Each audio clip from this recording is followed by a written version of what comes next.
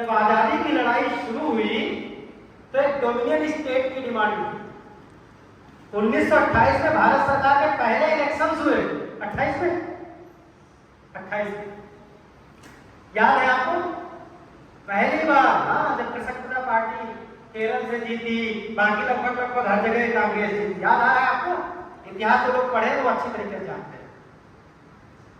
फिर कहा गया नहीं भैया, हमें तो पूर्ण स्वाधीनता चाहिए। 31 जनवरी 1886 कहा नहीं, हमको ये नहीं चाहिए। कुछ लोगों ने कहा गोली मारेंगे मर जाएंगे, हमको आजादी चाहिए। ऐसे लोग भी थे। कुछ लोगों ने कहा नहीं, पहले हम एक सिस्टम डेवलप करेंगे, पहले हम सिस्टम में घुसेंगे, सिस्टम में घुसने के बाद उस सिस्टम को ब्रेक करेंगे और अपनी डिमांड मनवाएंगे। आज जिसे हम कांग्रेस कहते हैं उसको आज हम कांग्रेस कहते हैं। 1 अप्रैल 2019 को एक संशोधन हुआ जिसमें भारत सरकार ने अपने कंट्रीब्यूशन को 10 से बढ़ा करके 14 किया। मैं मानता हूं कि वो हमारी पहली छोटी जीत थी। क्यों? क्योंकि सरकार ने पहली बार माना कि एनपीएस जस्टिफाइड नहीं है। अब मैं आता हूं दूसरी बात में। 30 मार्च 2021 को भारत सरकार के कैबिनेट सेक्रेटरी पीके सिन्हा साहब हुआ करते थे। कोविड चल रहा था, याद है आपको? कोरोना काल, लोग मर रहे।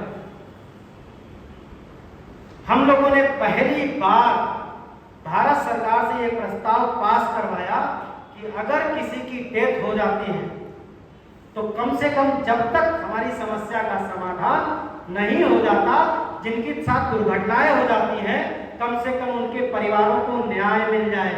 क्योंकि बहुत सारे ऐसे लोग थे, 543 केस थे पूरी केवल दिल्ली में, जिनके परिवारों की डेथ हो चुकी थी, कर्मचारियों की। उनको न पेंशन मिली थी न पैसा मिला था। उनके लिए कौन लड़ता उनके लिए? 30 मार्च 2021 को भारत सरकार ने एक बदलाव किया और कहा अब किसी की अगर डेथ होगी तो उसके परिवार को डे 1 से पुरानी पेंशन वाली फैमिली पेंशन मिलेगी, उसका जितना पैसा कटा है ब्याज सहित उसके परिवार को दिया जाएगा। ये बताओ कम से कम उन लोगों को न्याय मिला या नहीं मिला? मैं मानता हूं कि वो हमारी दूसरी जीत। कम से कम उनको पहले जस्टिस मिल गया जिनके परिवार आंसू बहा रहे हैं। जब किसी के परिवार में एक मौत हो जाती है तो हम एक दिन रो करके उसके कंधे पे हाथ रख के कह देते हैं कि I am with you, we are with you. अगले दिन से हमें नहीं पता होता कि उसका परिवार किस हालत में। जो मर गया वो तो गया, तो उसका परिवार रोज मरता है, तिल तिल मरता है। तब ना हम देखने वाले होते, उस ऊपर वाले के अलावा उसको कोई नहीं देखता। लेकिन अफसोस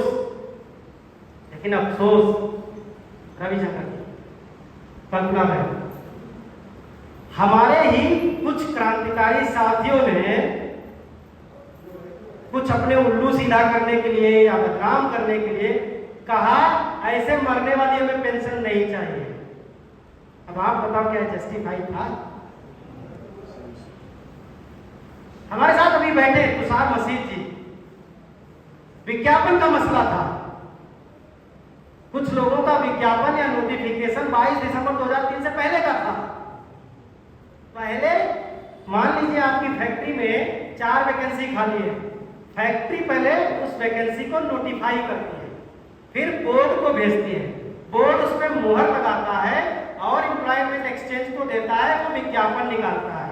विज्ञापन की तिथि अलग हो जाती है, नोटिफिकेशन की तिथि अलग हो जाती है। ऐसे लोग कई हजार थे। हमने वो केस जीता, 1 साल लेट हुआ तो जब हम इन लोगों के फोन आते थे, हम DOPPW में जाकर के वहां S चक्रवर्ती जी हुआ करते थे सेक्रेटरी, आप लोगों को याद होगा। हम उसकी फाइल को प्रोसीड करवाते थे कि पहले 4 लोगों को सही लेकिन न्याय तो मिल जाए, कुछ को तो मिले पहले, कुछ को तो मिले पहले। और ना मिले का मतलब ये ना खाऊंगा ना जिंदा रहूंगा ना किसी और को रहने दूंगा, मरेंगे तो सब मरेंगे। कहावती मरे तो पांचों मरे, सब मर जाओ। ये हमारा, ये भारत की संस्कृति ही नहीं है। भारत की संस्कृति ये है, हम पहले जिसको बचा सकते हैं उसके लिए अपने प्राणों की बाजी लगा देते हैं। हम टुकड़े टुकड़े में जीतते हैं। जीता है हमने, आजादी जीती है। ऐसे ही नहीं हमने आजादी 1857 में शुरू हुआ था भारत का पहला स्वतंत्रता संग्राम। 1947 में आजादी मिली, 90 साल में। बताइए मैं गलत कह रहा हूं? बताइए गलत कह रहा हूं मैं? सही सही। अगर ये कहना कि नहीं हम तो ये लेंगे, हम लेंगे ही नहीं, तो कुछ लोग तो 10 साल में रिटायर हो गए, कुछ 12 में हो गए, कुछ 15 में हो गए। उनकी जिम्मेदारी कौन लेगा? कौन लेगा उनकी जिम्मेदारी? बताइए। आपके साथ में जिनके आप एग्जाम्पल देते ना कि 2000 पेंशन पा रहे, वो 3000 पेंशन पा रहे, उनके साथ न्याय कौन करेगा? अगर कल 4 आदमी रिटायर हो गए, उसे अगर न्याय नहीं मिला, तो बताइए उसकी जिम्मेदारी किसके कंधों पे है? एसोसिएशन आप चलाते हो, फेडरेशन आप चलाते हो, ऑर्गेनाइजेशन आप चलाते हो। इस चीज को पहचानने की जरूरत है। हमें ओपीएस चाहिए। अब ओपीएस क्या है इसको समझो। में चाहिए क्या? हमें चाहिए क्या ये पता होना चाहिए ना। नाम तो बदल जाएगा, लखनऊ का लक्ष्मणपुर हो जाएगा, इससे लखनऊ की आत्मा नहीं मर जाएगी। गलत कह रहा हूं? नाम तो नागपुर का नागपुरम हो जाएगा, इससे नागपुर नहीं मर जाएगा। नाम बदलने से कुछ नहीं होगा। जो इसकी आत्मा है, जो इसके प्रोविजन है, हमें वो चाहिए। अब वो समझना पड़ेगा कि वो है क्या। बात करूं मैं उसकी? करूं? हाथ जाके बोलो मैं बात करूं? हाँ नहीं, मुझे ऐसा लगा ना शायद आप लोग थक गए। नहीं लगे? तो ठीक है। अब प्रोविजन को समझना है कि ओपीएस मतलब क्या। बड़ी सीधी सी बात है, केवल दो चीज, केवल दो। पहला ये कि आप बुढ़ापे पर बचत के लिए आप अपनी एक पैसा कटवाते हो। आप अपने बुढ़ापे में बचत के लिए कुछ पैसा अपनी सैलरी से कटवाते हो और उस पर ब्याज देती है सरकार। सही कह रहा हूं? है ना? जिसको आप कहते हो जीपीएफ, कोई उसको कहता है ईपीएफ, कोई कहता है उसको सीपीएफ। लेकिन उसका मतलब ये है कि कुछ पैसा आप कटवाते हो, ब्याज उस पर कौन देती है? सरकार।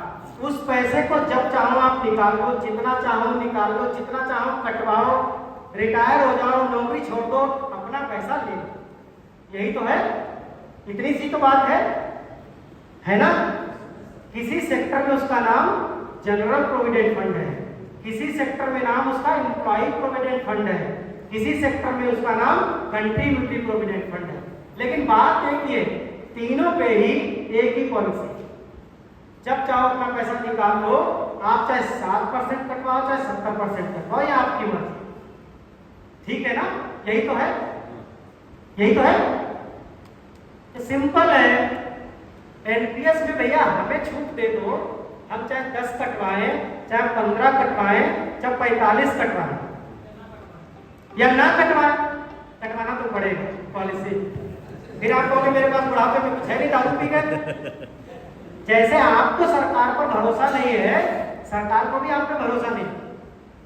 आपका मतलब ये है कि बहुत सारे लोग ऐसे भी हैं जो अपने फंड को मिसयूज कर लेते हैं। बहुत सारे लोग ऐसे भी हैं जो अपने परिवार के लिए कुछ नहीं बचा के रखते, सब बर्बाद कर लेते हैं। कि नहीं है कि नहीं? बता, हाथ लगाइए जरा, है कि नहीं? है ना? इसीलिए सरकार कहती कटवाना तो पड़ेगा। आपके लिए कटना है, सरकार के लिए नहीं कटेगा वो पैसा।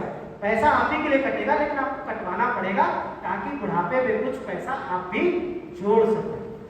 सरकार उस पर गारंटी ब्याज दे, है ना? जब चाहो अपना पैसा जरूरत पड़े जितना चाहो निकाल लो, रिटायर हो जाओ ले जाओ, नौकरी छोड़ दो कल्पना जी अपना पैसा दे जाओ, खत्म बात। यही तो है। एनपीएस में भी करता हूं। ये मैं क्यों बता रहा हूं उसको भी बताऊंगा।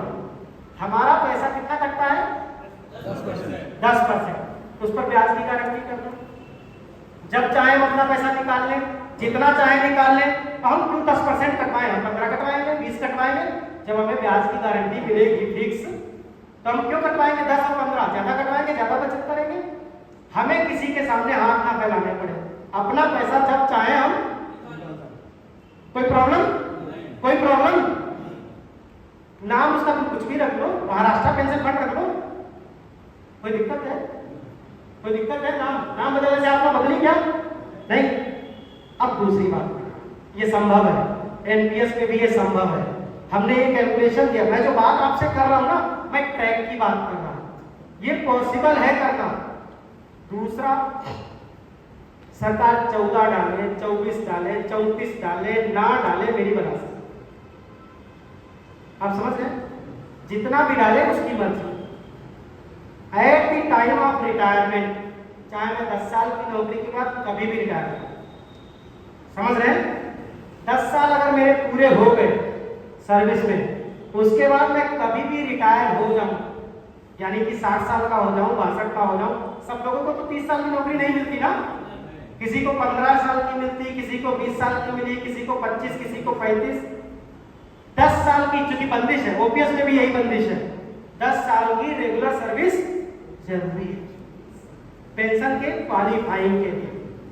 10 साल की नौकरी पूरी करने के बाद कभी भी रिटायरमेंट हो रहा है कर्मचारी का, तो उसको 50% बेसिक सैलरी और डियरनेस अलाउंस का पेंशन की गारंटी। आप समझ गए? जब जब टीए बढ़े उसकी पेंशन बढ़ जाए, जब भी पे कमीशन आए उसकी पेंशन पर पे कमीशन मिल जाए। सरकार ने जितना कटवाया, 1 लाख, 2 लाख, 10 लाख, 1 करोड़ अपना ले जाएगा ऑफिस। सरकार को भरोसा है ना कि इससे बहुत बड़ा फंड तैयार हो जाएगा, तो अपना पैसा 30 साल की नौकरी के बाद, 35 साल की नौकरी के बाद जितना भी पैसा उसका हो गया, ये आप पे हो जाए कि आप चाहो तो उससे ले लो, लेकिन अगर आपको ओपीएस चाहिए तो सरकार अपना वाला ले जाए पैसा, हमें नहीं चाहिए, हमें उसके पैसा नहीं चाहिए, हमें old age social income security की गारंटी चाहिए। आप सहमत हैं? बोलिए मैं सही कह रहा हूं? हाथ उठा दो अगर मैं सही कह रहा हूं, ना सही कह रहा हूं तो सवाल पूछ लेना, है ना? यही तो चाहिए। अब बताओ, जिस स्टेट में जितने साल की नौकरी के बाद फुल पेंशन का प्रोविजन है, उतने साल पे दे दो, खत्म बात। और आपने जो पैसा डाला 25 साल, 30 साल, आप ही के पास पैसा वापस चला गया, है ना? कोई दिक्कत है? अब मैं बता रहा हूं ऐसा क्यों कह रहा हूं, ऐसा क्यों कह रहा हूं। ओपीएस 2 तरीके से बहाल की जा सकती है, केवल 2 तरीके, केवल। पहला यह है कि एनपीएस को खत्म कर दिया, ठीक है ना, जो सबकी समझ में आता बड़ी आसानी से, है ना? क्यों रमेश जी, सबकी समझ में यही आता है आसानी से कि भैया एनपीएस को खत्म कर दो।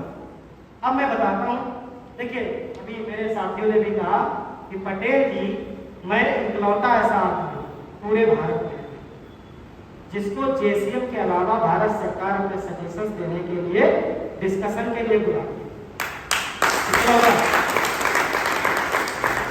ऑर्डिनेंस वाले जान रहे हैं जेसीएम, ऑडिट फेडरेशन वाले जान रहे हैं जेसीएम, यूनिवर्सिटी वालों को जेसीएम पता भी नहीं होता। यूनिवर्सिटी के कितने लोग हैं, जरा हाथ डालें एक बार। अच्छा, कम लोग हैं, फिर भी बता देता हूँ, 2-3 लोग हैं, फिर भी मैं बता देता हूँ। जेसीएम का मतलब ज्वाइंट कंसल्टेटिव मशीन। 1 मिनट दूंगा, समझा देता हूँ, जानना बहुत जरूरी है, क्योंकि अगर आप जानेंगे नहीं तो लड़ाई कभी भी सही तरीके से लड़ेंगे। कोई भी आएगा आपको सेंसिटाइज करेगा, अपना उल्लू सीधा करेगा और निकल जाएगा। तो हिंदुस्तान में है ना ये परंपरा, है ना? कोई बाबा बन के ठगता है, कोई नेता बन के ठगता है, कोई अभिनेता बन के ठगता है ना? कोई कुछ और बन के ठगता है, लेकिन ठगी की परंपरा हमारे देश में बहुत पुरानी है।